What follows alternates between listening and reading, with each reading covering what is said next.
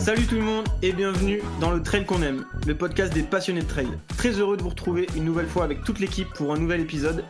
Pour celles et ceux qui ne le savent pas encore, le Trail qu'on aime, qu'est-ce que c'est ? C'est une troupe de passionnés qui se réunit une fois toutes les 2 semaines pour parler trail, résultats et actu chaudes, débats, léger chambrage, tout ça dans la bonne humeur et pour la passion de ce sport qu'on aime tant.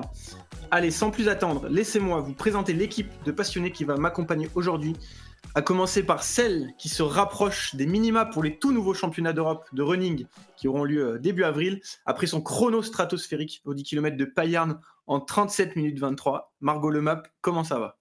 Hello. Bah écoute, ça va. T'as à peine pas abusé dans cette présentation.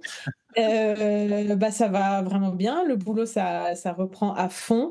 Donc un peu moins de temps sur les skis, sur les sentiers et tout, mais c'est trop cool mentalement de se remettre dans le boulot. Et puis là, ça va partir sur quelques semaines en post-prod, donc ça veut dire un peu plus de temps dehors de nouveau. Tu seras accompagné par celui qui n'aura finalement pas pu tenter de battre mon record sur semi-marathon. De toute façon, il ne l'aurait pas battu. Mais on lui souhaite de très vite rebondir sur son terrain de jeu préféré dans quelques semaines du côté de l'Italie à Chianti. Mathieu Delpech, comment ça va ? Et oui, c'était pas une décision facile à prendre de laisser filer l'occasion de rouster le chrono d'Alexandre, parce que je pense qu'il y avait moyen, mais voilà, j'ai cédé, trop de pression pour mes petites épaules, j'ai pas réussi à m'amener jusqu'à la ligne de départ.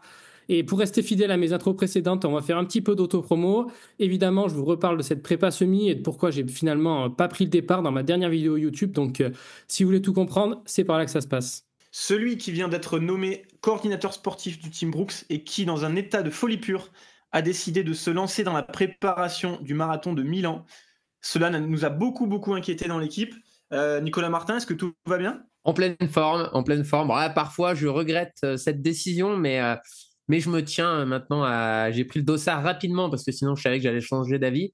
Mais c'est une nouveauté parce que j'ai bientôt la quarantaine et j'ai jamais fait de marathon. Donc, j'avais envie de tenter un petit peu l'expérience. Et avec Benjamin, le team manager, qui le faisait aussi. Du coup, ça m'a poussé à faire ça. Et donc, du coup, j'ai 2 objectifs. Un premier, on va dire, de courir sous les 2h30. Et puis, si la prépa est bonne et que la forme monte, j'espère bien, vu que Mathieu n'a pas réussi à battre ton record sur semi, s'approcher de ton record sur marathon. Ça ne sera pas facile. Après, j'avais un autre petit défi en tête. C'était de peut-être partir sur les bases du record de France féminin, mais qui a été encore amélioré. On va en revenir ce week-end, mais voilà, en pleine forme. Bon, malgré tout, je continue quand même un peu à aller courir dans les chemins pour explorer mon nouveau terrain de jeu autour de la maison. Et puis on termine avec celui qui a aussi fait trembler du bitume ce week-end du côté du semi-marathon de Cannes en réalisant un joli chrono d'1h18. Théo Robin, comment ça va ? Ça va bien, je suis resté à Nice là pour la semaine, ça fait plaisir d'être au soleil et de pouvoir s'entraîner doucement. J'ai juste fait la reco de la fin de Nice by UTMB ce matin. Mais ouais, franchement, c'est bien plaisir d'être dans le sud et de pouvoir profiter un petit peu. Avant de commencer, on vous sollicite un petit peu. Si notre travail vous plaît, n'hésitez pas bien sûr à lâcher une notation à l'épisode ou un petit commentaire sur vos plateformes d'écoute. Ça ne vous coûte rien, mais ça nous soutient énormément. Enfin, on vous invite aussi à nous suivre sur notre page Instagram ltqa.podcast pour ne rien manquer de l'actu du podcast, retrouver les meilleurs extraits, puis venir débattre avec nous. N'hésitez pas aussi à nous mentionner en story, on repartage avec plaisir. On arrive bientôt aux 1000 followers, donc on compte sur vous pour nous faire passer le cap du millier. Et pour terminer, je crois qu'Alex, tu voulais lancer un hashtag et une trend sur Instagram. Explique-nous tout ça. Effectivement, je trouve que le nom du podcast, il est vraiment évocateur et qui pourrait permettre à toutes celles et ceux qui se retrouvent dans nos valeurs et qui aiment notre podcast à partager sur les réseaux le hashtag le trail qu'on aime pour déjà nous faire de la pub et puis pour nous partager chaque week-end qu'est-ce qui les a fait kiffer, de la petite course à saucisson local au sommet emblématique du coin, en passant par la bière d'après-effort ou le Perrier-Menthe, comme aime le faire Mathieu après ses courses. Parce que haut niveau ou pas, tout ce qu'on aime, c'est clairement partager des moments dehors, tous ensemble à pratiquer ce sport merveilleux qu'est le trail. Allez, on va pouvoir passer au sommaire de l'épisode. On débutera par les dernières grosses actus qui ont interpellé l'équipe avec les derniers résultats sportifs ainsi que les récentes annonces mercato qui continuent d'arriver petit à petit. On enchaînera ensuite avec notre gros sujet du jour et cette question: doit-on structurer le monde du trail ? Pour l'occasion, on aura la chance de recevoir 2 athlètes professionnels qui vivent aujourd'hui de leur sport, Anthony Felbert et Louis Serban-Pénois. Puis on terminera comme à l'accoutumée par nos recos de la quinzaine. Un programme bien dense comme d'habitude fait avec amour et passion. Le trail qu'on aime saison 2 épisode 4, c'est parti. Margot, jingle. Ah, bâtard.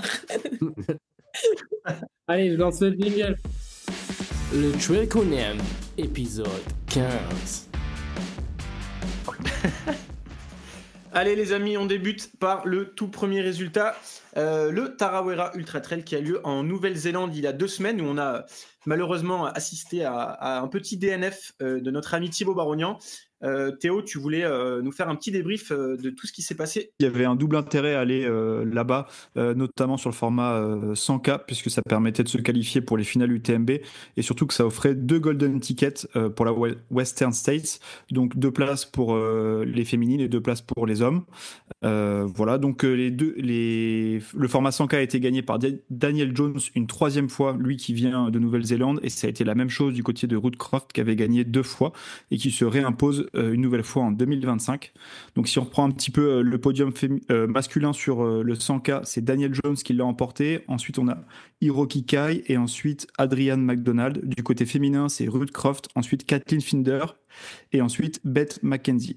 On peut noter du côté francophone le DNF de Thibaut Barognan qui apparemment a eu des gros problèmes et s'est blessé à la cheville, et Marianne Hogan qui n'avait pas pris le départ, mais ça elle l'avait déjà annoncé quelques jours avant le lancement de la course. Et puis ce qui peut être aussi à noter, c'est sur le format 50K, on a eu la victoire de Hayden Hawks qui a fait une belle perf là-bas, et ensuite il a été suivi par Robbie Simpson, Michael Voss, Max Janzik et Daniel Ossans. Et du coup, du côté féminin, sur le 50K, on a Bianca Tarbotton qui gagne. Ensuite, en 2e, il y a Madison Reynolds. 3e, Julia Grant.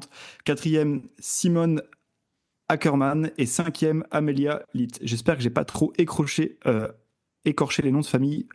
Voilà. Ensuite, pour les places qualificatives et les golden tickets, on a eu des refus pour certaines personnes, et du coup les 2 féminines qui vont y aller, ce sera Kathleen Fielder et Nancy Jiank, et du côté des hommes ça sera Daniel Jones qui est déjà qualifié, et du coup c'est les 2 et 3, Hiroki Kai qui va y aller, ainsi que Adrian McDonald.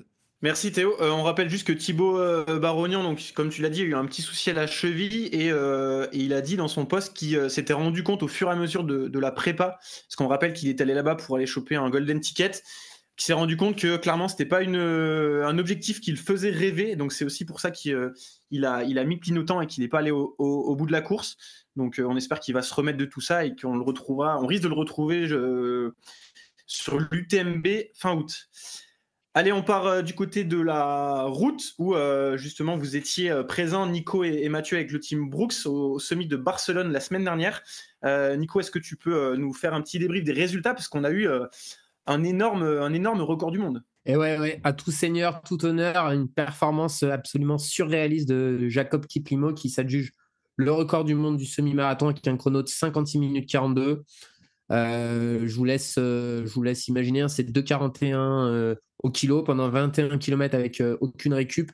J'ai eu la chance de voir passer au kilomètre 6 et au kilomètre 15, c'était quand même vraiment ultra impressionnant.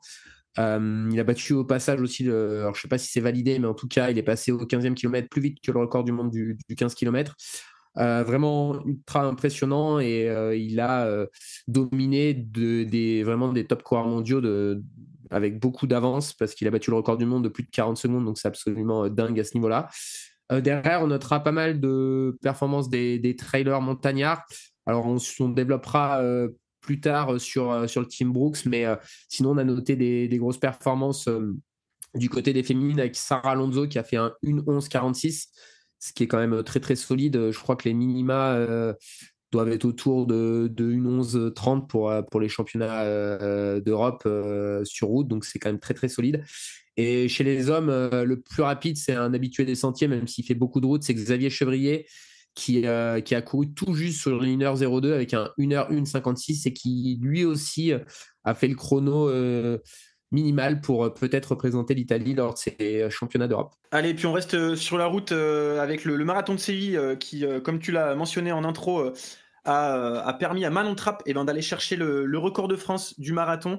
Elle le pique à Méline Rollin, qui l'avait réalisé au même endroit l'an dernier. Elle améliore le record de 34 secondes. et qui porte désormais sa marque à 2h23 et 38 secondes. Et puis à noter, on a eu 2 Français sous les 2h08, Félix Bourg et Emmanuel Rudolph Lévis. Félix Bourg qui voulait un chrono autour des 2h05, qui malheureusement n'a pas pu battre son record. Et on suivra attentivement le marathon de Barcelone dans quelques semaines, où on retrouvera notamment Nicolas Navarro. Retour au trail avec, et oui, on continue de vous en parler, même si ça n'intéresse pas grand monde. C'est le challenge national de trail de notre chère fédération française, puisqu'il y a eu une manche de haute montagne du côté des Ardennes, qui a sacré Hugo Deck chez les hommes et une Belge, Hélène Delmé, une ancienne hockeyeuse qui a fait les JO de Londres d'ailleurs. Donc voilà, Hugo l'emporte devant Victor Tournirou et Nicolas Mazioui, alors que Hélène Delmé l'emporte devant Léa Serre et Noélie Pichon. Et la prochaine manche du challenge, ce sera à Narbonne pour le trail de Fontfroide, où Hugo va essayer d'aller chercher la victoire pour valider sa première place au classement général et empocher le prize money, mais il devrait y avoir un petit peu plus de densité sur cette course. Autre course sur le territoire français de ces dernières semaines, il y a eu le Trail du Grésivaudan, où 2 vainqueurs de finale UTMB étaient de sortie. Donc Tony McCann a remporté consécutivement l'OCC puis la CCC l'an dernier. Et puis Vincent Bouillard, qui, comme vous le savez tous, a remporté l'UTMB l'an dernier. C'était 30 km et 1650 mètres de dénivelé positif. Vincent s'impose en 2h23, tandis que Tony se classe 15e au scratch en 2h48, donc ce qui fait 17% d'écart sur Vincent, ce qui semble a priori pas une perf exceptionnelle. On a bien noté le mécontentement de Tony de l'inégalité de traitement par certains médias de la course homme versus la course femme. C'est sûr que quand Vincent Bouillard est sur une course en France et qu'il y a de l'actu brûlante avec Chianti et un combat des chefs qui arrive, les médias ont tendance à plus parler de ça. De son côté, il me semble que Tony n'a, elle, pas encore annoncé son calendrier pour la saison à venir. On a hâte de voir où va aller la Sud-Africaine, qui est désormais installée en Haute-Savoie, pour la suivre cette saison. On part dans le sud de la France, au Trail de la Sainte-Baume, où il y a eu le retour sur les sentiers avec un dossard de Clémentine Geoffrey, notre championne d'Europe de trail. Elle s'est imposée sur le format 30 km en 2h43, tandis que la victoire homme a été empochée par Gaspard Raveau, qui gagne cette même course en 2h24. Allez, on continue dans le trail avec un des premiers gros événements de la saison en Europe, avec la Transgrande Canaria. Tom Evans avait annoncé quelques jours avant la course qu'il ne prendrait pas le départ pour une petite blessure. Du coup, on commence par le format marathon avec une victoire au sprint de Francesco Pupi devant Robert Kemmoy et Thiego Vera. Belle densité dans le top 15. Chez les féminines, 2 filles qui se détachent nettement, Jennifer Lichter et Sylvia Nutskar, qui ont pris les 2 premières places du coup dans cet ordre-là et qui ont largement dominé les autres concurrentes. Sur la course phare du format, une victoire entre guillemets surprise de Caleb Hobson qui devance John Albon avec des chronos très rapides. Alors, j'ai pas regardé dans les détails, mais plus d'1 heure de différence avec 2024. L'Américain qui n'est pas forcément très connu, qui n'avait pas d'énormes références, bien qu'il ait quand même sorti une énorme western en 2024 avec une 5e place. Je suis un peu allé chercher sur World Athletics et c'est quand même quelqu'un qui a des belles références sur piste avec un 29-11 notamment sur 10 000 mètres. Et puis un autre Britannique, Josh White, qui complète le podium.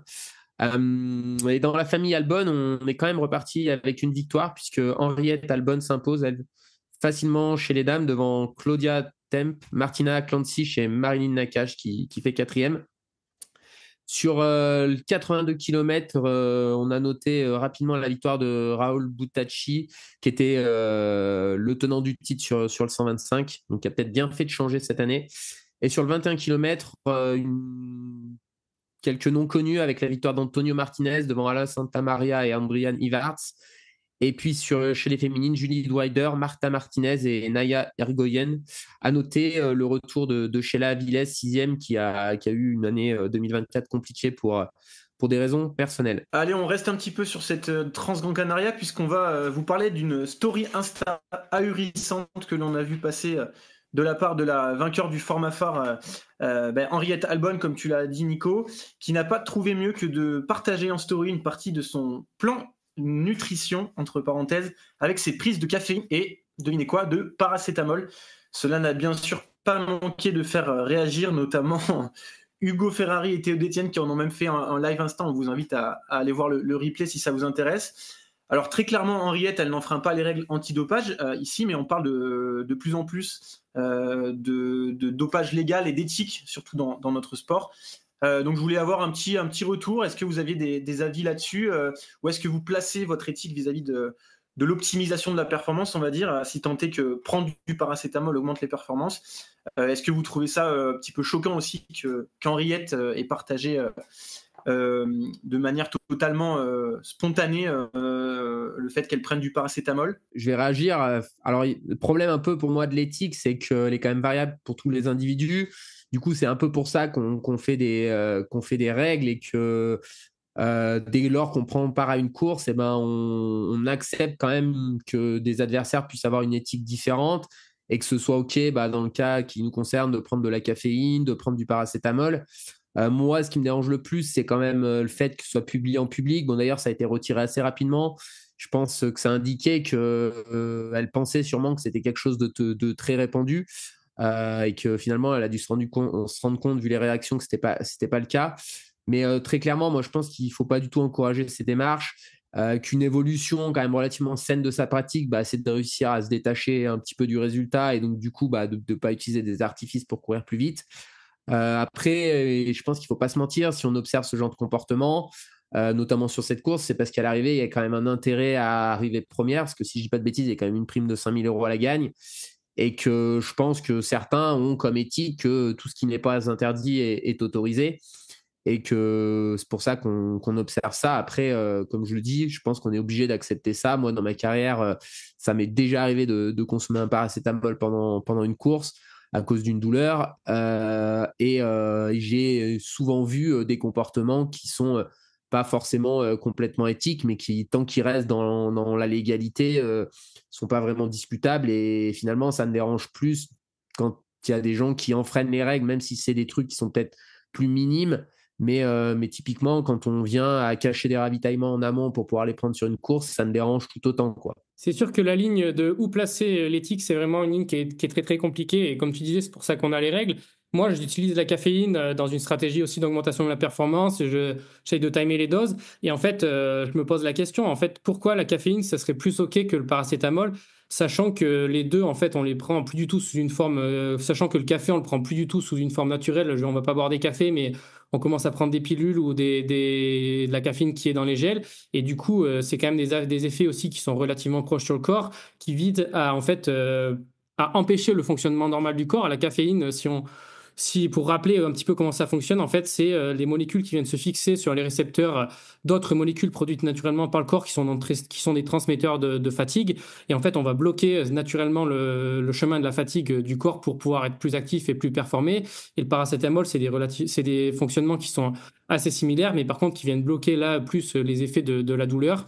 Pareil, dans un but d'augmenter la performance. Donc, moi, j'ai jamais eu cette culture en fait de la médication, etc. en course, mais je me pose la question pourquoi on tolère que la caféine et pourquoi on tolère pas le paracétamol alors que c'est des fonctionnements proches. Les deux, ils peuvent avoir des risques pour la santé. Donc, on sait par contre en revanche que le paracétamol, il peut avoir des risques beaucoup plus rapidement au niveau hépatique sur la santé que la caféine. Le surdosage est plus facilement atteignable. Mais voilà, les deux ont des dangers pour la santé, les deux augmentent la performance et les deux sont pris en cachet. Donc, je me demande en fait qu'est-ce qui est OK, qu'est-ce qui est pas OK. C'est une question sans fin, je pense. Moi, il y a un truc que j'ai trouvé quand même un peu choquant. Tu viens de l'évoquer, Mathieu, sur le surdosage. C'est quand même la consommation de 3 grammes de paracétamol de mémoire comme ça, 10 heures de temps, c'est quand même au-delà enfin, je ne suis pas médecin, mais de ce qu'on nous recommande en termes de posologie en principe. Donc ça, c'était quand même à mettre un petit peu à souligner, surtout là sur le côté santé, et où on sort de la performance. Théo, tu avais aussi un avis là-dessus ? Ouais, tu viens de le dire, c'était surtout une relation aussi de dose-effet, et je peux comprendre que les gens anticipent de prendre de la caféine pour optimiser leur performance. Par contre, prendre des antidouleurs et de le prévoir en amont et de le mettre sur un plan de course, je trouve ça vraiment très problématique d'un point de vue éthique. Ça me pose vraiment des soucis. Alors, quelqu'un qu'en prend parce que ça va pas, il n'arrive pas à finir sa course, il va en prendre. Je dis vraiment pas que c'est bien, il faut pas du tout l'encourager, mais ça peut s'entendre, c'est plus humain, mais prévoir ça en amont, de prendre ça dans ton ravito, je trouve ça franchement anti-sportif. En tout cas, moi, ça me pose clairement des soucis d'éthique. Après, comme vous disiez, chacun met ça où il veut. Mais en tout cas, c'est sûr qu'il faudrait peut-être mettre dans les contrôles antidopage peut-être des seuils plafonds sur lesquels on ne devrait pas dépasser, par exemple des dosages de caféine. Est-ce que si on dépasse 6 mg de caféine par kilo de poids de corps et par jour, c'est problématique? Je pense que oui. Et ça peut être la même chose pour le paracétamol. Mettre une valeur seuil, ça pourrait être intéressant. Et du coup, ma petite question qui me fait réagir, les gars, ou les gars, ou même Margot, est-ce que vous seriez prêts, parce qu'on part du principe que c'est légal, pour l'optimisation de la performance, comme vous prenez de la caféine, est-ce que prendre du paracétamol, si ça vous fait du bien et ça vous fait performer, vous seriez prêt à franchir le pas ou pas? Bah moi, je vais répondre, je suis en fin de carrière, ça ne me portera pas préjudice. Je vais être parfaitement honnête.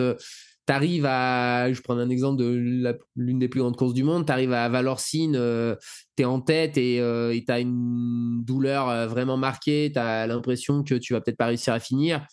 On te tend un paracétamol, franchement, faut être solide mentalement quand même pour pas le prendre. Hein. Je pense que c'est toujours une question quand même d'enjeu. C'est pour ça que je pense que chez les athlètes où il y a des enjeux, tout ce qui est lié aux conduites dopantes, au dopage, est toujours un peu plus problématique que quand on est juste un coureur amateur où finalement, si on met un peu plus de temps à finir notre course, il y a quand même très peu d'enjeux, quoi. Je pense que c'est aussi ça qui est compliqué et c'est aussi pour ça que le dopage et la lutte contre le dopage en règle générale, elle sera toujours complexe dès lors qu'il y a des enjeux parce qu'il y a un moment donné, les gens, ils le font aussi de manière un petit peu, pas forcément pour battre les autres, mais un peu de manière matérialiste par rapport aux avantages et aux retombées qu'il peut y avoir liés à leurs résultats sportifs, quoi. Allez, on conclut sur ce sujet. En tout cas, on espère que John Albon, qui partage l'avis d'Henriette, n'a pas les mêmes réflexes.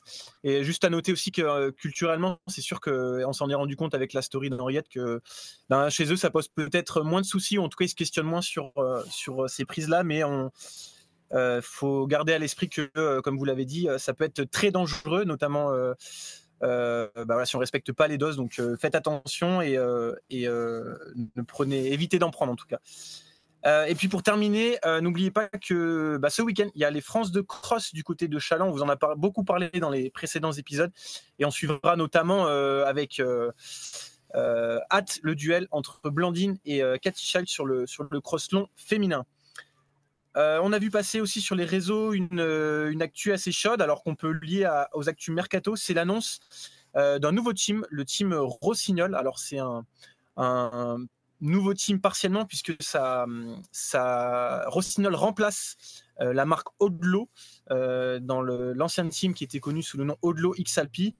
Et peu de changements d'ailleurs chez les athlètes, puisque Maxime Grenot, qui était à la tête du team, reste présent, et un team qui sera composé de Marine Quintard, Lucien Mermillon, Émilie Menuet, Goulvan Carneguez, qui était déjà là l'an passé, et qui, ça n'a pas été encore annoncé officiellement, mais seront rejoints par deux nouvelles recrues, Laure Paradan, l'ancienne pensionnaire du team Sidas Matrix, et Lucas Clocher, qui n'avait pas de team, il me semble. Et on a vu une nouvelle annonce Mercato aussi qui a fait pas mal parler. Là, on a vu l'annonce sur LinkedIn d'un nouveau team trail. En revanche, qui n'est pas sponsorisé par un équipementier. Donc, c'est NutriPure, une marque de nutrition qui est pas mal développée dans la muscu, qui arrive très fort dans le trail. Et on a vu Joseph Mestralé annoncer qu'il serait le team manager de cette équipe qui vise à aussi professionnaliser les athlètes. Donc, on a hâte d'en savoir plus. Sur les actus mercato, pareil, ça n'a pas été annoncé sur les réseaux, mais on l'a vu sur la newsletter de Milestone que Louison Coiffé et Simon Pacard rejoignaient le team Salomon. Très grosse annonce du côté de Salomon, des choix plutôt intéressants de jeunesse. On le disait dans les précédents épisodes, Salomon a envie d'arrêter ces teams nationaux. Donc c'est chouette de voir qu'ils misent quand même malgré tout sur la jeunesse. Une petite réaction là-dessus sur les recrutements de Louison et Simon. Louison, je pense que c'est quand même des athlètes, notamment sur le long, et on sait à quel point la médiatisation est quand même centrée sur le long, qui a démontré des belles choses et qui devrait être en toute logique l'un des très bons Français et même l'un des très bons athlètes au niveau mondial dans les années à venir. Et puis Simon Pacard, qui est encore relativement jeune, parce qu'il est de 2000 et qui a déjà montré des belles choses, et plus récemment son très beau Nice by UTMB sur le 50K où il a pris la deuxième place derrière John Albon. Ouais, et j'ai eu rapidement Simon qui m'a dit que du coup il avait signé pour 3 ans et que Salomon était vraiment en train de monter une structure de performance très qualitative auprès des athlètes. Et Simon, c'est quand même un athlète une marque qui le faisait rêver depuis très longtemps et qui courait d'ailleurs déjà beaucoup avec les chaussures Salomon lorsqu'il était dans le team Sidas Matrix. Donc on leur souhaite en tout cas plein de réussite. Et je crois qu'on a vu un petit teasing aussi du côté de Courchevel, Mathieu, avec Lucille Germain. Et oui, on a vu Lucie qui commence à teaser fort sur ses réseaux. La tension est à son comble. Tout le monde se demande où elle va aller. Et si j'ai bien vu, il me semble que c'était Margot qui était aux commandes de cette petite annonce. Tu as bossé sur le projet. Est-ce que tu peux nous en dire un petit peu plus sur les backstage? Est-ce qu'il y a un gros budget là? Est-ce que vous allez nous sortir du lourd? Sans spoiler la marque, qu'est-ce que vous nous préparez? Bah, je peux pas en dire énormément comme vous pouvez vous en douter. Mais en tout cas, c'est hyper chouette pour elle. Elle va rejoindre une équipe qui fait sens pour elle, pour sa pratique et qui va l'emmener vers là où elle a envie d'aller. Donc, hâte que ce soit officiel, de pouvoir montrer notre travail et puis elle, qu'elle puisse enfin avancer là-dessus. Et enfin, en tout cas, c'est vraiment chouette et ça va être chouette. Allez, on peut conclure avec cette grosse partie actu et passer à la grande question débat de l'épisode. Juste avant, Mathieu, je crois que tu as un mot à dire à nos auditeurs et à nos auditrices. Et oui, on a une très très grosse annonce pour le LTQA, donc c'est avec plaisir que je vais vous parler de ça. On a une grosse nouvelle pour les auditeurs, où nous avons une section sponsorisée, donc on est très heureux de vous annoncer que on a un premier soutien officiel du podcast, c'est Brooks. Donc c'est mon sponsor principal et c'est aussi l'équipe de Nico, avec son nouveau rôle qu'on va développer maintenant. Et l'idée, c'est pas de vous donner du contenu 100% brandé, mais plutôt de vous proposer de suivre toute la saison l'actu du team et puis aussi quelques coulisses. Donc ce sera essentiellement sous forme de petites capsules ou de petites rubriques. Mais aujourd'hui, pour lancer officiellement le partenariat entre le Trail qu'on aime et Brooks. Et donc on vous propose une grande question débat sponsorisée par Brooks, ainsi qu'une section sur le lancement de la saison du team qu'on a fait en Espagne la semaine dernière. Donc ça va être bien sympa. Et Alex, est-ce que tu peux nous parler de cette question débat qu'on va tenter de répondre aujourd'hui? Ouais, on a décidé avec toute l'équipe de se poser une question qui n'est pas nouvelle, mais qui devient quand même centrale aujourd'hui. C'est celle de la structuration du trail. Et de fait, on s'est posé plusieurs questions sous-jacentes. Est-ce qu'on doit structurer le monde du trail? Si oui, comment le faire? Est-ce qu'un modèle unique, comme on peut l'avoir dans le vélo, doit être mis en place? Ou alors, est-ce que plusieurs modèles peuvent coexister? Ces questions, d'ailleurs, elles semblent être au centre des actions, ce qui est chouette du team Brooks et du team Adidas, qui sont deux marques qui investissent énormément auprès des athlètes. Et pour en avoir le cœur net, en plus de Nico et Mathieu, qui sont bien sûr chez Brooks, vous le savez, on a décidé d'inviter deux athlètes professionnels pour venir débattre avec nous. Anthony Felbert, nouvelle recrue du team Brooks, et Louis Serban-Pénoa, qui fait partie du team Adidas Terex. Bienvenue à tous les deux, Anthony et Louise. J'espère que vous êtes prêts à tout nous dire. Et dans un premier temps, on va prendre un petit peu de vos nouvelles. Louise, tu te remets tout juste d'une opération du ligament croisé. Comment ça va et comment se passe la rééducation? Et bah déjà, merci de m'inviter sur le podcast. C'est un plaisir d'être là. Oui, moi du coup, je me suis fait opérer il y a 1 mois maintenant. Donc, je suis de retour du centre de rééducation. Ça va plutôt bien, ça suit son cours. Ça va être encore assez long parce que ça a environ 6 mois pour pouvoir vraiment recourir en montagne. Mais voilà, ça fait son petit bout de chemin et puis il y a déjà 1 mois qui est passé. Donc c'est chouette, ça avance. Anthony, toi, tu as découvert la semaine dernière ta nouvelle équipe à l'occasion du Summit de Barcelone et du premier regroupement collectif de l'année, où tu as d'ailleurs claqué un gros chrono d'une heure 6 et quelques secondes. Déjà, comment s'est passée ton intégration et puis est-ce que tu es satisfait de ton chrono? Hello Alex, hello à tous. Déjà, merci aussi pour l'invitation. C'est un plaisir d'être là avec vous tous.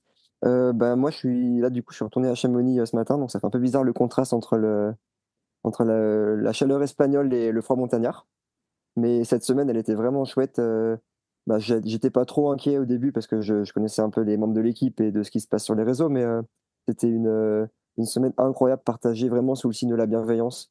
Enfin, voilà, moi, du coup, j'intègre dans une grosse structure. J'ai jamais côtoyé autant d'athlètes en même temps. Et cette semaine, elle s'est passée de manière très naturelle. S'il y a un mot en fait pour la résumer, c'est ça. Et donc j'en déduis que mon intégration s'est bien passée. Et en tout cas, j'en garde des souvenirs vraiment chouettes. Et le chrono alors? Et le chrono, oui, le chrono, je pense qu'il parle par lui-même aussi parce que j'ai pas eu du tout de stress avec mettre un premier dossard sur un nouveau maillot. Ça pourrait peut-être être un peu problématique pour certains. Mais le fait de faire ça aussi sur route et pas sur trail, c'est-à-dire qu'on a moins de pression. Donc moi je pense que j'ai vraiment débranché sur la course et j'ai couru avec le cœur et avec l'envie de bien faire. Et ça m'a porté bien plus vite que ce que je voulais faire. Donc le chrono, il est monstrueux et ça rassure pour la suite. Parce qu'on rappelle juste que tu l'as quand même très très bien préparé, puisque tu axes ta saison hivernale actuellement sur la route et que tu vas d'ailleurs bientôt faire un marathon, il me semble. Exactement.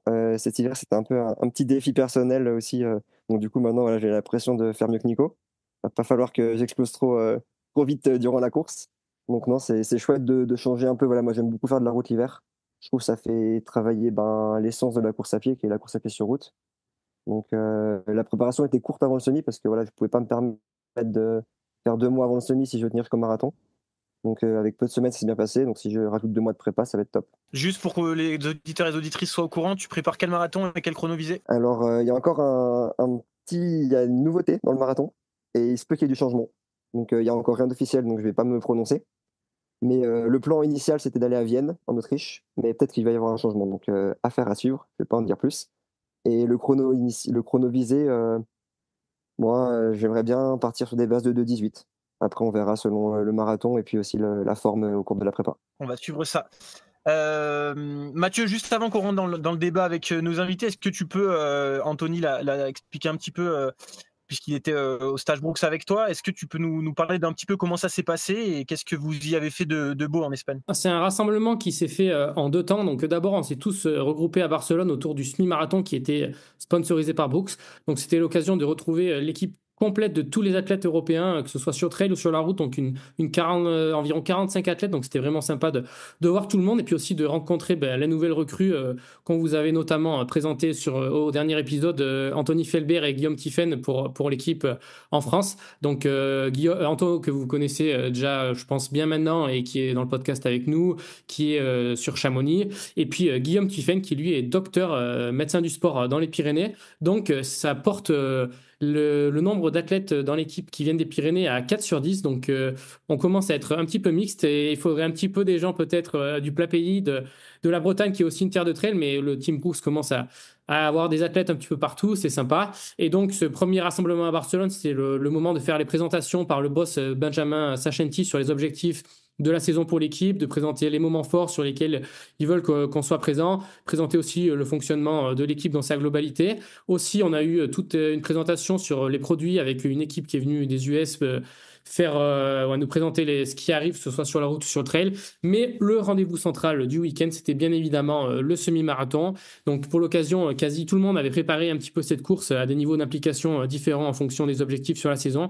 Mais il y a eu des conditions excellentes à Barcelone puisque, comme on l'a dit, il y a eu le record du monde et aussi beaucoup de chronos remarquables chez nos trailers. Est-ce que Nico, tu peux nous faire un petit tour d'horizon des résultats? Ouais, tout à fait. On commence par les féminines. Donc, Auréa Aliassi, la jeune athlète suisse qu'on avait découvert, je pense pour la plupart, durant les Golden Trail Series cette année, qui a claqué une 11-19, qui sont les minima pour les championnats d'Europe qui auront lieu en Belgique mi-avril. Derrière Alicia Gadji, qui est pas forcément très connue, hein, qui a été championne du monde de course en montagne en 2013, qui fait un 1-13-29. Gisela Carion, 1-15-0-0. Et puis Julia Font, pas dans une très grande journée, elle m'a dit qu'il fait un 1-16-36. Et je crois que tu as quelque chose à nous dire sur Julia, Mathieu. Et oui, je suis en train de monter actuellement une vidéo avec Julia, donc je vous emmène en immersion dans sa prépa et son semi, donc j'espère que ça va vous plaire, il y aura plein d'infos intéressantes et plein d'analyses sur sa prépa et sa course. Allez, on passe aux hommes, donc bon, c'est quand même l'honneur est sauf, on va pas forcément citer leur chrono, mais les athlètes routes sont arrivés avant les trailers, mais néanmoins d'excellents temps pour nos trailers et montagnards avec Alex Garcia qui signe un 1-3-35 très, très solide, qui a failli se faire croquer dans les derniers mètres par Pierre Bourdin qui termine 3 secondes derrière. Puis ensuite, derrière, Daniel Pastis en 1-5-37. Mickaël Corbera qui était arrivé juste avant, pardon, en 1-5-18. Daniel et Maël Allaire qui sont quasiment arrivés au sprint et qui font le même chrono. Et puis après, Anto, on en a parlé, une 6-14, juste devant Théo Bourgeois, une 6-27. Je crois qu'ils ont fait une grande partie de la course ensemble. Et puis Guillaume Tiffen qui fait une entrée remarquée avec un 1,640 et qui améliore de quelques secondes, je crois, son record personnel. Puis comme on l'a dit, on va vous parler structuration et professionnalisation du monde du trail. Un des gros objectifs d'ailleurs du Team Brooks. Concrètement, comment ça se traduit, Mathieu, dans les faits sur un stage comme celui que vous avez vécu là en Espagne? Ouais, je vais vous raconter un petit peu les coulisses de ce qu'on a fait sur ce stage et qui sont une des bonnes prémices de la structuration et de la professionnalisation que Brooks veut donner à cette équipe. Donc évidemment, tous les jours, ensuite, en fait, sur la deuxième partie du stage, on est parti 4 jours sur la Costa Brava, donc du côté de Gijón, pour faire un stage plus classique. Et donc évidemment, chaque jour, il y a des entraînements en commun pour les athlètes, mais il y a aussi une journée ou une demi-journée qui est dédiée à faire le classique shooting photo. Et puis aussi, chaque athlète du Team Europe avait sur 2 journées en fait un programme de rendez-vous à respecter pour aller faire des tests avec l'équipe de kiné du team. Donc il y avait plusieurs types de tests, des tests de pliométrie, des tests de proprioception, de force isométrique, aussi d'économie de course, détermination des zones d'effort, test du VO2 max. Donc tout un tas de données qui ont été mesurées. Ça va être un gros travail d'analyser et qui sont censés permettre de suivre l'évolution des athlètes au fil des années et puis aussi de donner des conseils pour améliorer la performance. Mais encore une fois, la limite, quand on reçoit ces comptes rendus tout plein de données pour les athlètes, ça peut être, on peut se retrouver peut-être un petit peu démuni face à tant d'informations. Et puis ensuite, c'est dur de savoir concrètement quoi implémenter ensuite dans son quotidien. Et c'est là que, je l'espère, le rôle de Nico va permettre de plus aider les athlètes et leurs coachs à mettre des choses en place. Nico, si je me trompe pas, ça va être une de tes missions chez Brooks. Ouais, tout à fait. Le constat qu'on a fait, c'est que ce que tu viens de présenter, c'est la 3e année qu'on le met en place. Alors, la première année, ça ressemblait beaucoup à ce qu'on a fait cette année. L'année dernière, on avait essayé de mettre en place des tests d'effort plus en extérieur. Ça avait été plus ou moins bien réussi parce que c'est quand même moins simple à monitorer. Mais l'idée, ce qui est ressorti de ça, c'est qu'on testait et que finalement, ce n'était pas forcément très utilisé par les athlètes, par leurs coachs, leur staff derrière. Donc, l'une des idées, c'est d'essayer à l'issue de ces tests, une fois que les comptes rendus ont été faits, de prendre un moment pour discuter avec les athlètes et leur staff, leur coach, pour essayer de donner des pistes d'amélioration. Après, ce qu'on a constaté, c'est que globalement, pour les athlètes qui sont présents là depuis 3 ans, ça va plutôt quand même dans le bon sens. Mais voilà, il y a quelques petites choses, sans rentrer dans les détails, qui peuvent être vues sur ces tests et qui permettent des fois d'orienter le travail pour maximiser un petit peu potentiellement les performances lors des plannings d'entraînement des athlètes. Allez, ça nous fait une super transition pour revenir à la grande question du jour. Juste avant de poser nos questions à Anthony et Louise, moi, Nico, je voulais qu'on revienne un petit peu sur ce qui existe aujourd'hui en trail et ce qui permet aux athlètes aujourd'hui de vivre de leur sport. On parle beaucoup de team, parfois à tort et à travers. Est-ce que tu pourrais nous résumer un petit peu ce qu'on entend par team, et est-ce qu'on a raison de autant employer ce mot-là en trail, tu penses? Je pense que c'est pas toujours facile de parler de team dans le trail. Parce que déjà, il n'y a pas tant d'athlètes pros à ce jour. Alors, et pour moi, la définition d'un team, c'est quand même de fournir des services. Enfin, on va faire la différence avec un sponsor simplement. C'est quand même de fournir des services qui vont au-delà du matériel et du financier, ce que pourrait donner un sponsor qui serait à la limite extérieur au monde de la course à pied, par exemple. C'est donc du coup des services qui peuvent qui peuvent prendre plusieurs formes, mais c'est des personnes ressources pour répondre aux différentes problématiques. Nous, si on prend l'exemple de Brooks, dès le début, on a essayé d'avoir des kinés. Théo a fait partie de l'aventure la première année. Après, on avait 2 structures différentes. On s'est recentré sur une seule structure. Là, cette année, on a envie de mettre d'autres choses en place. Mais au-delà de ces aspects performance, santé, il y a aussi accompagner les athlètes sur les autres problématiques qu'ils peuvent rencontrer. Et notamment, je pense qu'aujourd'hui, c'est indispensable, même si j'en suis pas un grand fan. Et je ne sais pas si on va en reparler, mais on a une intervention aussi à ce sujet-là pendant le stage. C'est sur toute la partie communication, construction aussi d'une image de marque un petit peu de l'athlète pour aussi offrir une visibilité à l'athlète au-delà de ses simples performances, pour aussi le stabiliser dans sa professionnalisation en tant qu'athlète, et que même quand il y a des périodes comme ça peut être le cas par exemple pour Louise qui est notre invité aujourd'hui, où on est blessé, qu'on soit malgré tout encore présent, et puis que notre projet s'arrête pas forcément dès la première blessure. Mais justement, Louise, on va pouvoir revenir vers toi. Tu as fait le choix de la professionnalisation il y a quelques mois maintenant. Déjà, est-ce que tu peux nous raconter pourquoi tu as fait ce choix? Qu'est-ce que tu faisais aussi avant? Et justement, là, dans ce cas très précis de la blessure, comment tu es accompagné par Adidas? Bah, en fait, moi, avant, je travaillais du coup dans une boîte qui s'appelle Yuba, qui est sur Annecy, qui est spécialisée dans les vélos cargo. Et je faisais de la communication et du marketing là-bas. Et j'avais un assez bon équilibre, j'étais à 80%. Donc j'arrivais à trouver un peu l'équilibre entre pratique sportive et professionnelle. Mais c'est vrai que j'avais l'impression, en fait, j'étais un peu frustrée de ne pas pouvoir dire oui à toutes les opportunités qui se présentaient à moi, notamment depuis que je suis dans le team Adidas Terex. C'est vrai qu'il y avait beaucoup plus d'opportunités quand on se déplaçait sur une course, de rester plus longtemps, etc. Et j'étais un peu frustrée à chaque fois de me déplacer uniquement pour la course sans vraiment avoir le temps de découvrir la culture du pays ou de voyager un peu, etc. Donc, c'était plus un choix pour avoir le temps de saisir les opportunités, mais aussi de se reposer un petit peu plus. Et voilà, c'est pour ça que j'ai fait le choix. J'ai quitté du coup en novembre mon travail pour me consacrer un peu plus à la course à pied. Et c'est vrai que la blessure n'est pas arrivée au meilleur moment.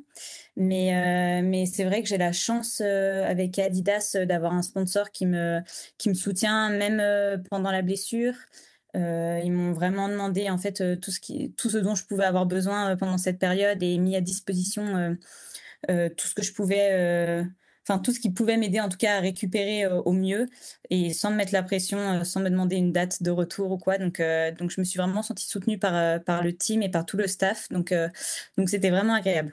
Toi, Anthony, ça fait un peu plus de temps que tu es passé professionnel, un choix que tu assumes pleinement, et alors que tu as un diplôme d'architecte, tu aurais pu.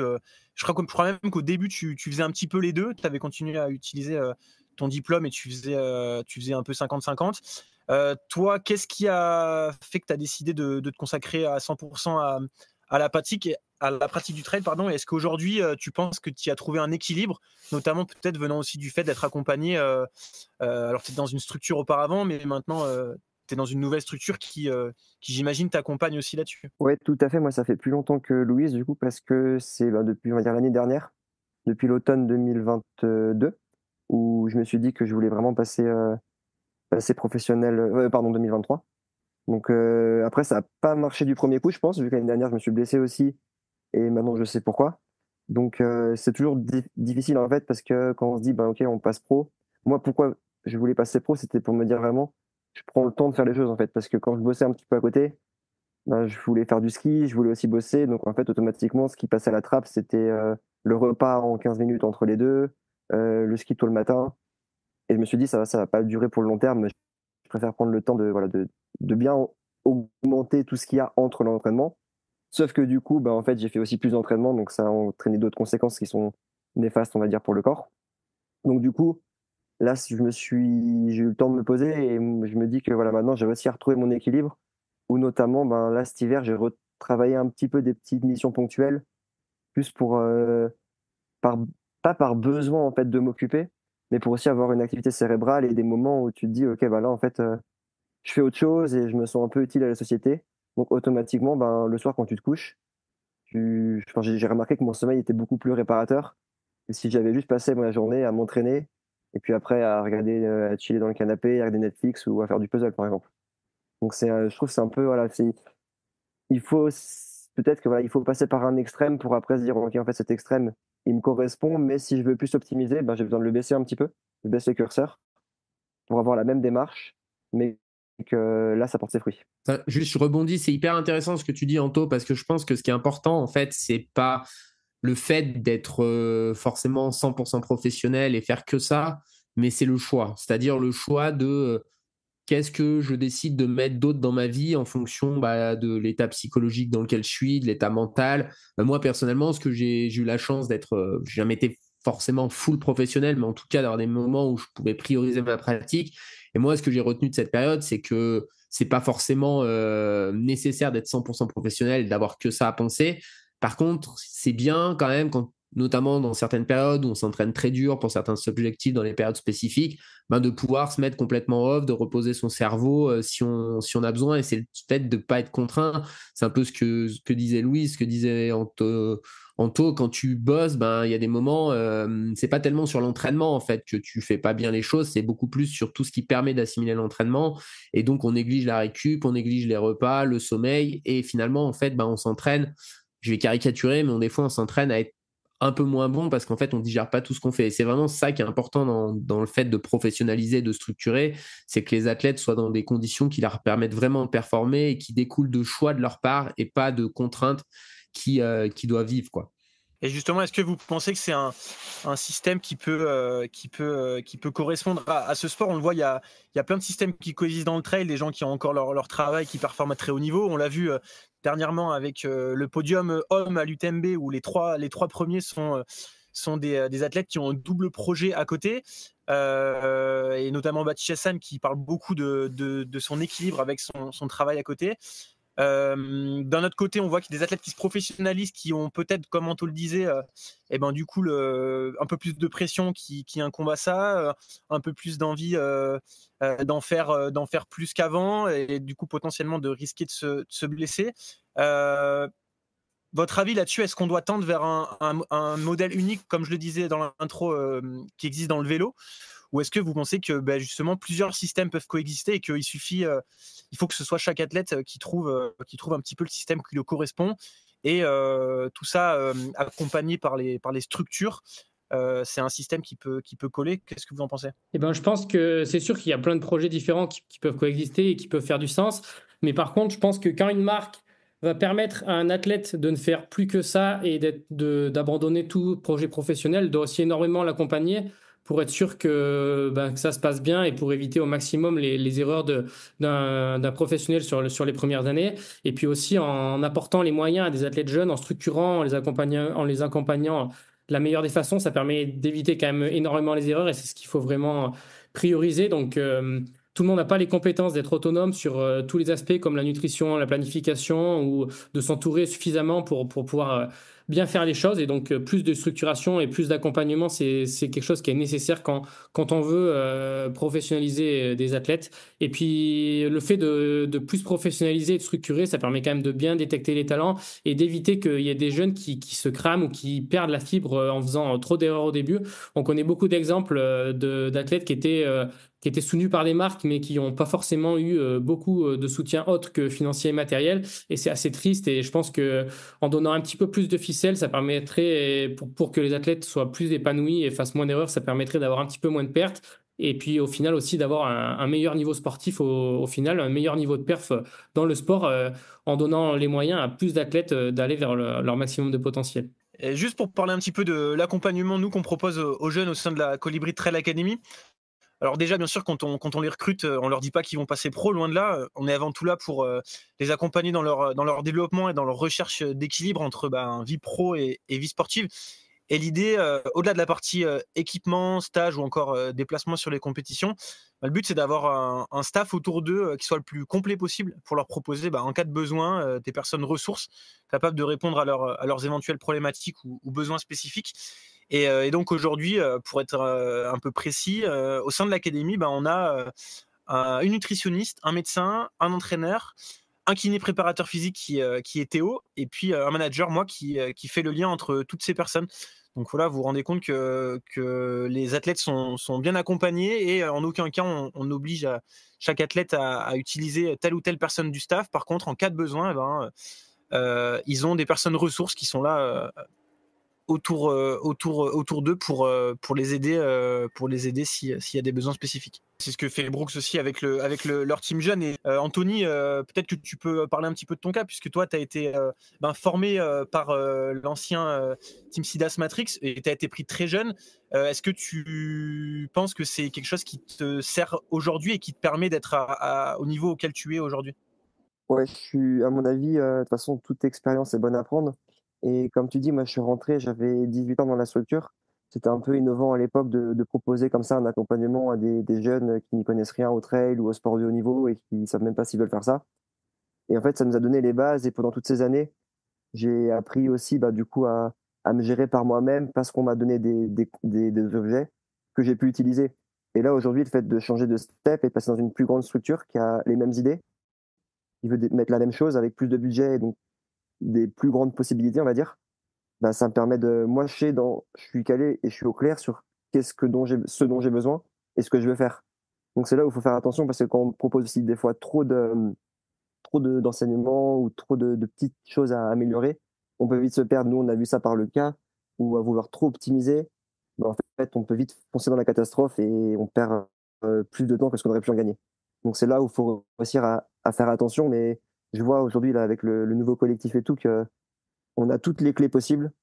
Donc après, c'est à chaque athlète de faire le point, de discuter avec Nico ou avec Ben, je pense, sur qu'est-ce qui est le plus adapté pour lui et travailler, je pense, sur un, deux points au début avant d'essayer de tout modifier d'un coup parce que si on change tout son écosystème, ben, c'est dur quand même après de progresser et de pas faire n'importe quoi. Toi, Louise, quand tu as annoncé à Adidas que tu voulais passer 100% professionnel, déjà, qu'est-ce qu'ils t'ont dit? Est-ce qu'ils t'ont soutenu dans ce projet? Est-ce que eux, clairement, c'était l'une de leurs priorités que tu passes professionnel?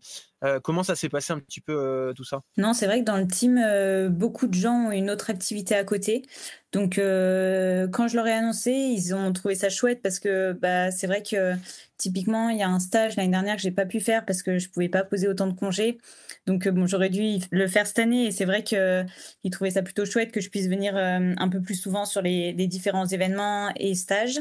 Mais bon, c'est pas quelque chose qu'ils imposent du tout. Et comme disait Nico, je pense que c'est à chacun un peu de trouver son équilibre. Et moi, je l'avais complètement aussi avec mon travail à côté. C'est juste que, voilà, je pense que j'avais envie de découvrir aussi autre chose et de voir ce que ça faisait de pouvoir un peu saisir les opportunités. Mais c'est vrai que je pense qu'il n'y a pas vraiment de schéma parfait et que c'est un peu à chacun de trouver l'équilibre qui lui va. Et typiquement, avoir un travail à côté, ça peut aussi permettre d'avoir un autre cercle social, bah voilà, de s'entourer d'autres gens et je trouve ça aussi important au niveau de la santé mentale d'être pas tout le temps concentré que dans le sport, quoi. Et aujourd'hui, le fait de te consacrer 100% à ton sport et de plus avoir à gérer un boulot à côté, comment est-ce que tu gères ta blessure, ta guérison, qu'est-ce que ça t'apporte en fait dans la gestion de tout ça? Bah, c'est vrai qu'au début, ça n'a pas été évident parce que j'ai jamais regretté d'avoir quitté mon boulot, mais je me suis dit, punaise, ça tombe quand même vraiment pas au bon moment.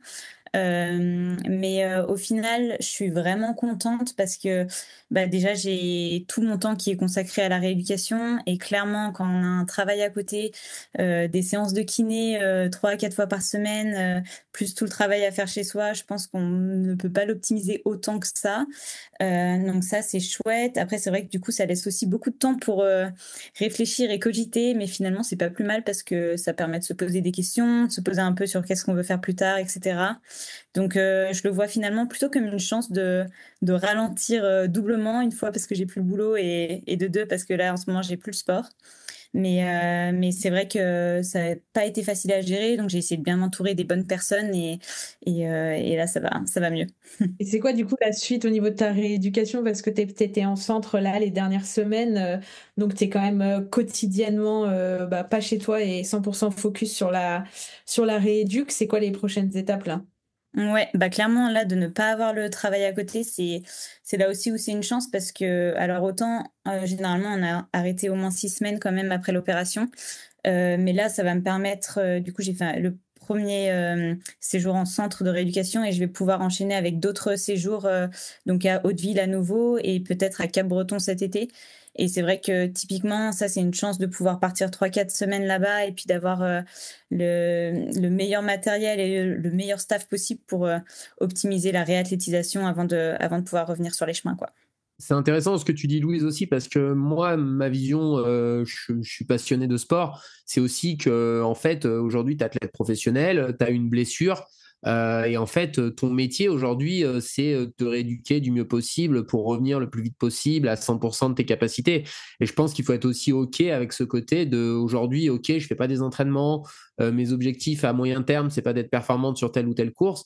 Par contre, mon objectif d'athlète, entre guillemets, professionnel, c'est comment je reviens, comment je fais vraiment le job. Et tu le dis, se rééduquer très bien d'un ligament croisé quand tu dois aller travailler.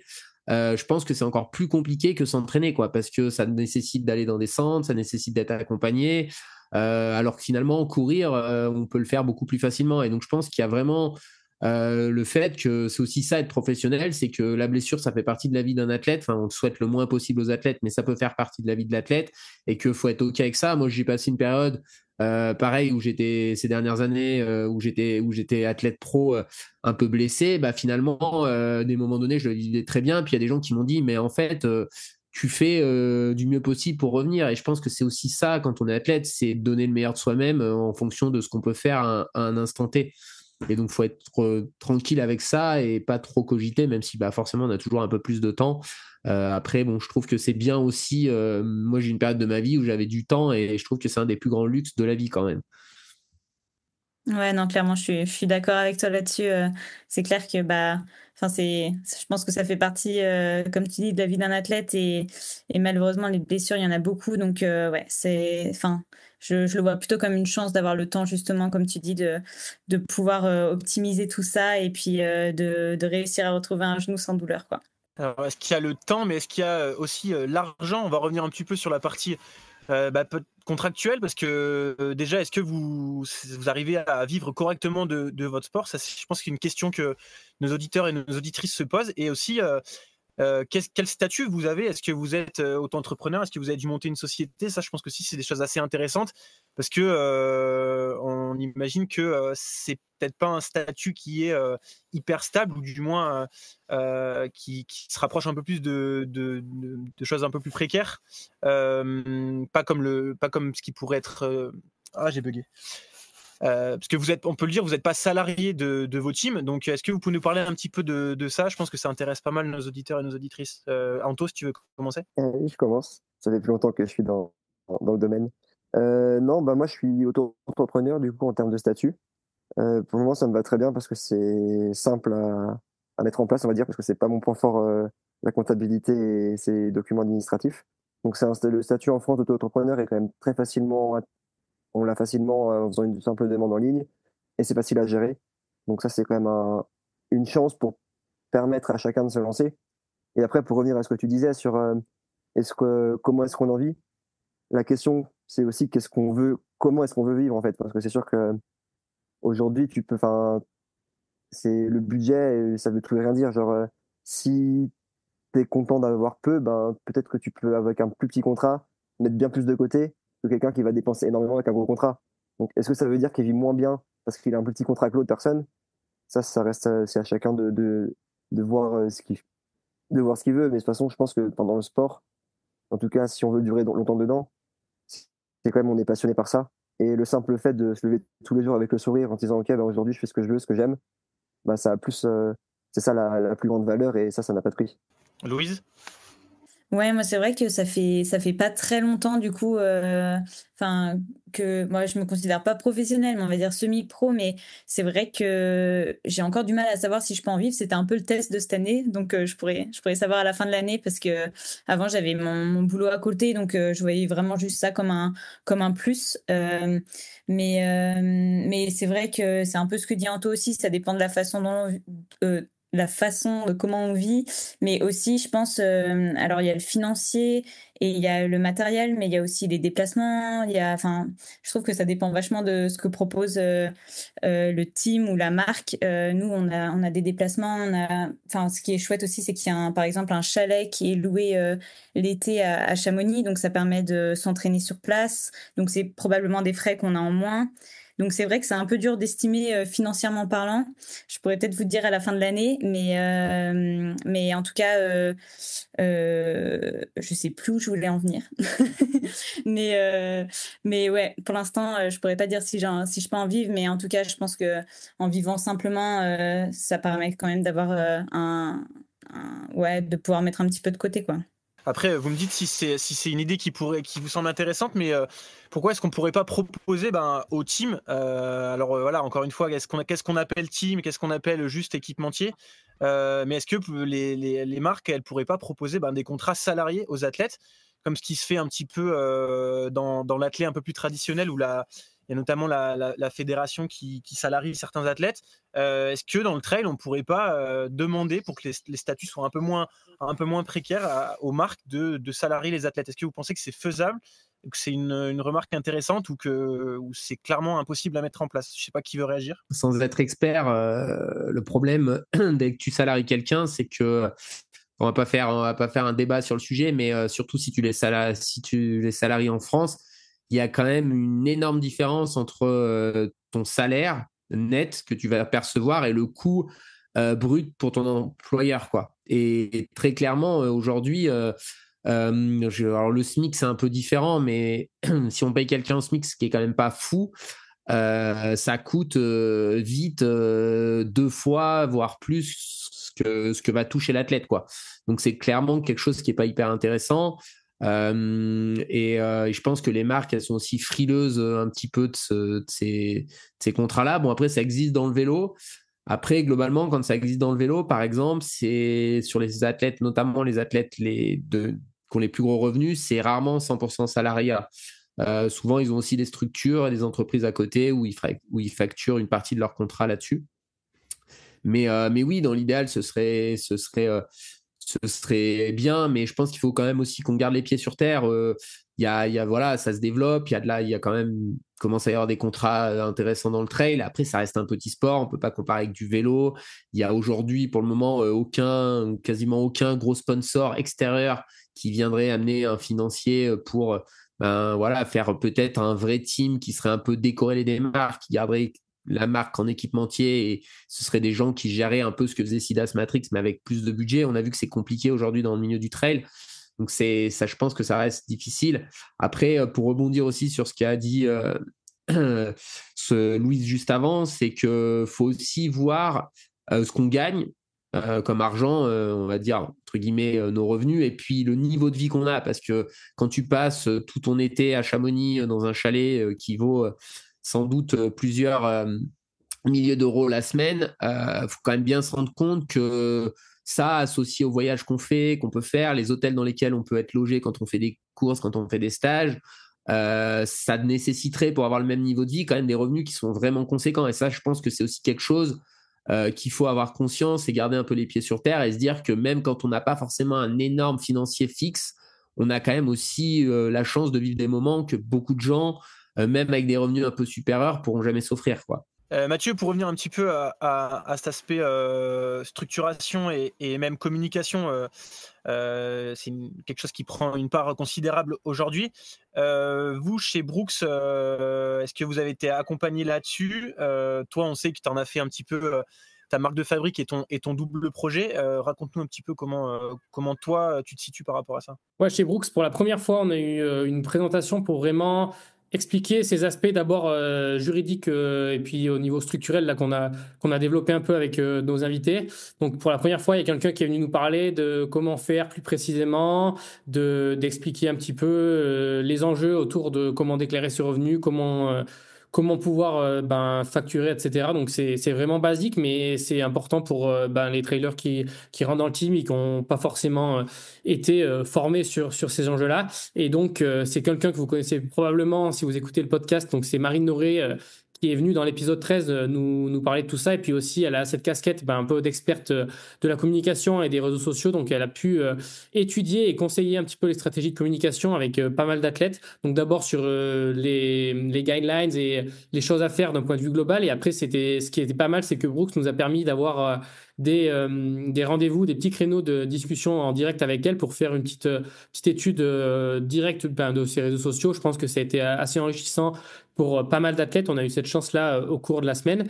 Et c'est vrai que maintenant, ça fait de plus en plus partie de la professionnalisation du métier, mine de rien. Même si des gens comme Nico aimeraient que ce soit plus centré autour de la performance, la réalité, c'est que plus on est visible à niveau égal, plus on a des contrats qui sont élevés. Et donc, plus on peut avoir de moyens aussi pour développer sa performance. Donc, est-ce qu'on va voir les athlètes Brooks exploser les stats des réseaux sociaux cette année, en plus de ceux des cotations de performance? Je vous invite à aller les suivre, et puis en particulier Anthony qui nous fait l'honneur d'être venu là échanger avec nous sur le podcast. Mais on n'est pas sectaire, vous pouvez liker aussi le profil de Louise. Justement, juste pour rebondir un petit peu sur ça, Louise et Anto, est-ce que une fois qu'on passe pro, on n'a pas un petit peu plus de... Alors certes, on a un peu plus de temps pour communiquer, mais du coup, est-ce qu'on en fait plus à ce niveau-là? Est-ce que vous avez une forme de petite pression aussi par rapport à ça? Comment vous vivez ça au quotidien, vous, la partie communication? Ouais, non, moi vraiment pas plus de pression, mais c'est vrai que ça libère du temps pour. Et ça, c'est plutôt chouette justement. Enfin, clairement, c'est un truc que moi je mettais beaucoup de côté avant avec le boulot parce que, bah, mine de rien, ça prend beaucoup de temps et voilà, s'en occuper quand on a déjà le boulot, les entraînements, etc., ça devient vraiment pas une priorité. Mais c'est vrai que bah, c'est chouette de pouvoir y consacrer un petit peu plus de temps cette année.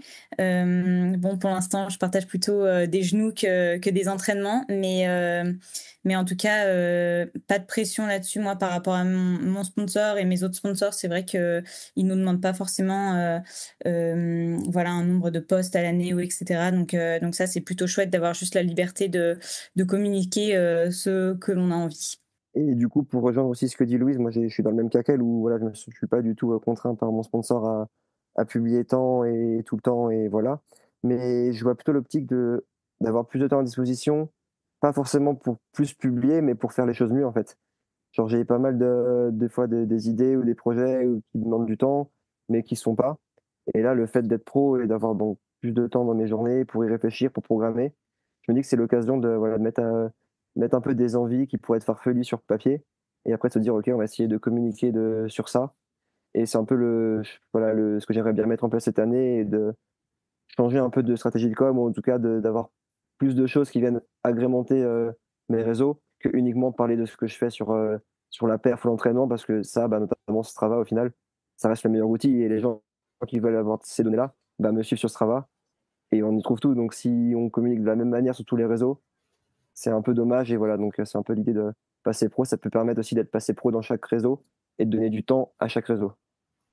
Et on se moque de toi un peu, Nico, en disant que t'aimes pas communiquer et que c'est pas voilà, ton dada, mais est-ce que ça t'est déjà venu à l'esprit de te faire accompagner là-dessus parce que ça pourrait aussi être le rôle des teams de permettre aux athlètes de pas utiliser de l'énergie pour la communication et justement alors beaucoup de marques ont des community managers, mais est-ce qu'on pourrait pas inventer aussi des community managers personnels pour les athlètes? Est-ce que toi, Nico, c'est quelque chose qui t'a traversé l'esprit une fois dans ta carrière ou pas du tout? Je m'étais fait accompagner un petit peu, mais plus en tant que community manager à un moment donné par Robin Schmidt. Mais je pense qu'en fait, la problématique, c'est qu'à un moment donné, il faut que tu aies quand même l'envie de faire ça. Moi, ce que j'ai retenu, on va dire, de ma carrière, c'est qu'à un moment donné, j'ai développé d'autres choses pour, on va dire, m'assurer des revenus en dehors de la performance qui me tenaient plus à cœur. Parce que je pense qu'il n'y a pas un unique modèle. Parce que si t'aimes pas, enfin moi, pour moi, par exemple, sortir son téléphone et créer du contenu quand t'es avec tes potes, c'est pas du tout mes valeurs, quoi. Tu vois, moi, quand je suis bien avec des gens, sortir mon téléphone, c'est la dernière chose que je fais. Et en fait, je pense que C'est pas de ta génération surtout. ouais, mais il y a des gens qui sont plus ou moins de ma génération qui le font. Tu vois, enfin, j'ai une image. Une fois, Mathieu était présent. On faisait une reco au championnat du monde et l'une des premières choses, on rencontre un athlète de l'équipe de France. L'une des premières choses qu'il fait, c'est sortir son téléphone. Tu vois, et Pas moi, l'athlète, hein. non, pas Mathieu. Non, pas Mathieu. Non, t'es pas en équipe de France. C'est vrai, mais j'étais là.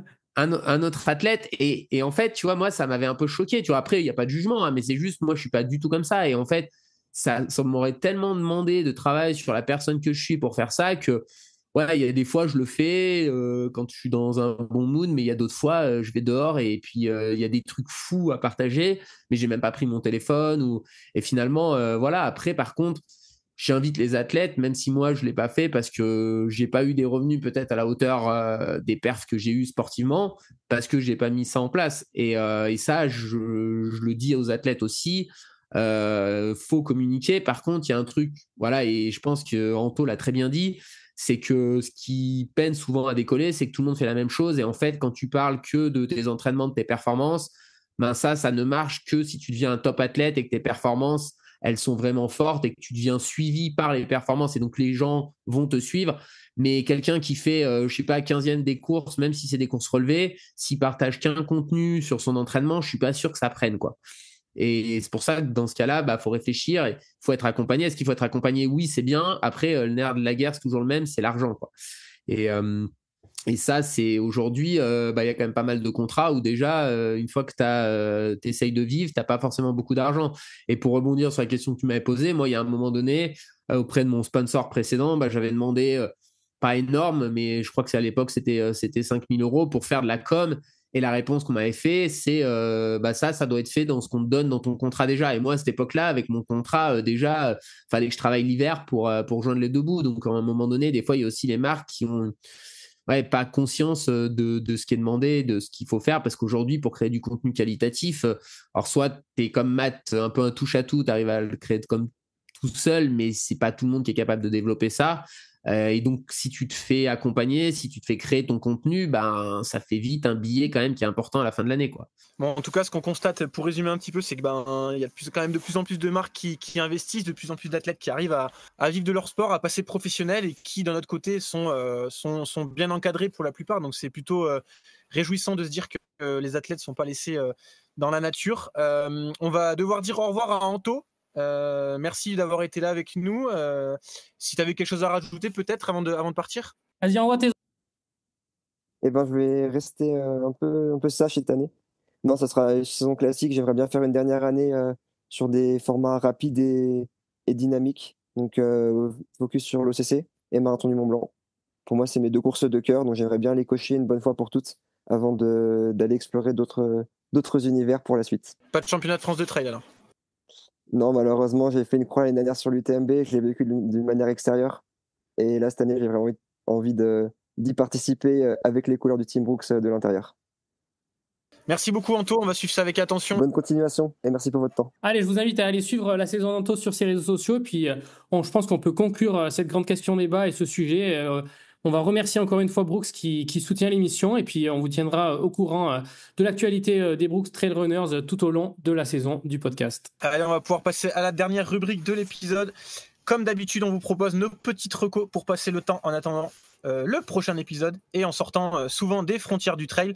Et on va démarrer avec Théo. Alors, j'ai hésité entre deux recos, et c'est encore une fois deux podcasts, donc je les dis rapidement. Le premier, c'est un podcast plutôt instructif. C'est Culotte Trail, l'épisode numéro 30, avec Sébastien Diffenbronn et Manon d'Auvergne, qui sont deux personnes spécialisées dans la prise en charge de la femme et de l'athlète féminine d'endurance en particulier.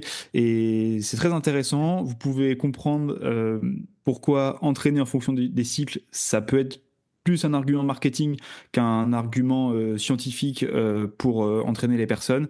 Et puis, ça permet aussi de se renseigner, même pour les hommes, sur savoir ce que c'est les cycles menstruels, qu'est-ce que ça peut impacter sur certains symptômes, etc. Et deuxième reco, qui est complètement en dehors de la course à pied, c'est le podcast Zinzin de Sirius North. En gros, à chaque fois, il reçoit un invité, soit c'est un pote à lui, soit c'est un invité, et il raconte une histoire de Zinzin. Et à chaque fois, tu sais pas du tout où ça part. Ça dure environ 1 heure et c'est le podcast vraiment idéal quand on veut se laisser bercer sur un footing ou un long trajet. Donc clairement, je vous encourage à aller écouter ce podcast qui est zinzin. Et puis le seul défaut, c'est qu'il n'y en a pas assez, il y en a que 14. Ouais, on vous avait parlé plusieurs fois de l'animal américain Jack Kenzel, mais pas assez de sa compagne Anna Demonte. Et du coup, je vais faire un petit focus sur aussi cet athlète exceptionnel. Et là, ils sont de retour tous les deux en Europe pour vivre dans leur van et puis profiter des conditions hivernales pour faire des dingueries en montagne. Donc, je vous recommande de les suivre tous les deux sur Instagram. C'est sans filtre, c'est un mélange d'entraînement, de conseils, de coulisses de leur vie d'immigrés en Europe et de tous les aléas de la vie en van. Et hier, ce qui m'a marqué, c'est Anna, elle a partagé une suite de stories où elle expliquait ses problèmes de cheville et de syndrome de Haglund, donc sur l'arrière du pied. Et donc, âme sensible, s'abstenir d'aller voir ça parce qu'il y a des images très, très explicites, assez gore. Mais au final, il y a toujours des bons conseils à prendre en les suivant tous les deux. Et puis, je crois qu'elle a épinglé là, son jeu de story sur son profil, donc vous pouvez aller profiter de ça sur son Insta. Je vous mettrai le lien, bien sûr, dans la description. Et puis, je voulais terminer cette petite recommandation en vous disant que son compagnon Jack devrait faire la Pyramenta normalement avec Finlay Wild. Donc, on aura le duo vainqueur du Trophée Okima, une course de skyrunning extrême qui va se retrouver au milieu des Aréchois, de Kylian Jornet avec Matteo Jacquemou et de tous les autres fous furieux. Donc, je suis curieux de voir ce que ça donne sur cette course de ski alpinisme. Et puis, j'ai pas vu Anna démonter dans la liste des inscrits, mais j'espère que de son côté, elle va aller retenter le record de l'aller-retour Chamonix-Mont-Blanc. Donc, un couple haut en couleur à suivre sur Instagram et notamment Anna qui partage aussi des infos très intéressantes. Margot, une reco YouTube? Ouais, moi, YouTube, c'est un média que je consomme beaucoup et que j'aime énormément. Et aujourd'hui, je voulais parler de la chaîne YouTube qui s'appelle Average Rob. C'est deux frères belges qui font des formats vlog et qui vont découvrir plusieurs sports avec des grands athlètes, donc notamment Remco Evenepoel, Mathieu Van Der Poel, Nafi Thiam et j'en passe. Ils sont juste à mourir de rire, donc ils nous emmènent à la découverte de ces sports et puis ils essayent vraiment quoi, ils font pas que les pitres, donc ça permet aussi de se rendre compte de la maîtrise de ces athlètes en fait et de comprendre la difficulté de leur sport. Tout ça, mais vraiment, avec un humour incroyable. Et ils ont fait une série de vidéos pour préparer un Ironman. Donc, c'est pas du tout des sportifs de base. Donc, c'est vraiment marrant. On comprend toute la difficulté de ces sports. Et là, ils sont en train de s'entraîner pour le marathon des sables. Franchement, vous loupez un truc si vous allez pas checker ça. Les matins au petit-déj, c'est juste trop cool. Tout en anglais, mais c'est pas un anglais bien difficile. Ils sont belges, c'est pas leur première langue. Et non, c'est trop cool. Bah Nico, te remercie pas. Encore une reco en anglais qu'il pourra pas aller voir. Merci beaucoup. C'est bon, je progresse, je comprends. Nico d'ailleurs, petite reco.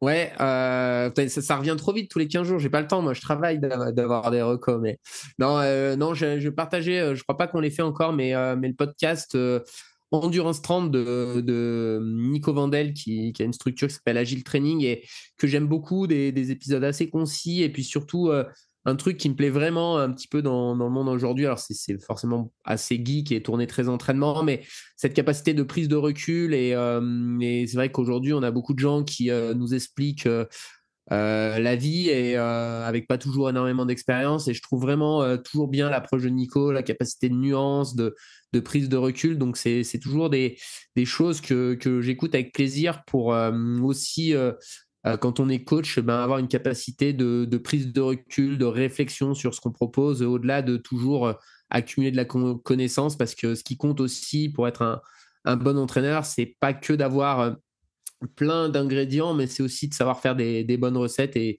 je trouve que pour ça, Endurance 30 permet toujours une bonne prise de recul. On va prendre Louise au dépourvu. Est-ce que tu aurais une petite reco à faire à nos auditeurs et nos auditrices? Je n'avais pas prévu, mais hier j'ai regardé le documentaire sur Laure Manodou, sur Canal+, et très très beau documentaire que je recommande. Et puis moi je voulais terminer avec il y a un peu de tout là, une chaîne YouTube, un compte Insta et une chaîne Twitch. Du coup c'est les contenus de Clément Viktorovitch. Donc Clément, c'est un prof de rhétorique à la base et qui s'est fait connaître par des chroniques sur Click, notamment sur Canal+ avec Mouloud Achour, et qui sur sa chaîne YouTube principalement décrypte l'actualité au travers très souvent des discours de façade de nombreux de nos politiques. Et il a d'ailleurs notamment traité très récemment l'affaire Bayrou, encore la complaisance de nos chers politiques vis-à-vis des récentes violences fascistes en France par des groupes d'extrême droite. J'aime bien parler politique dans mes recos, mais pour ceux qui sont pas trop familiers avec ce thème-là, je vous invite vraiment à aller découvrir ce que fait Clément. C'est hyper intéressant, et il a une façon d'analyser et de décrypter l'actualité qui est hyper intéressante. Donc voilà, n'hésitez surtout pas. Et il a aussi un spectacle qui s'appelle L'Art de ne pas dire, et il est en tournée dans toute la France. Donc je vous invite vraiment à aller découvrir son contenu. On a fait le tour, les amis? Mais tout bon. Yep. Bon super. Merci beaucoup Louise d'avoir été avec nous, c'était très chouette de t'avoir. On te souhaite une bonne convalescence et une bonne rééducation. Merci à vous, c'était un plaisir. Et puis passe le bonjour à Antoine Charvolin. Ouais, il est un peu déçu de ne pas avoir été encore invité. On l'invitera peut-être dans un prochain podcast, on verra. Merci à tout le monde d'avoir été avec nous pour nous écouter. On vous dit à dans 2 semaines et à bientôt. Ciao. Merci. Et n'oubliez pas de mettre une petite note à l'épisode, ça nous régalera. Allez, à la prochaine. 5 sur 5, 5 étoiles. Ciao. Salut à tous.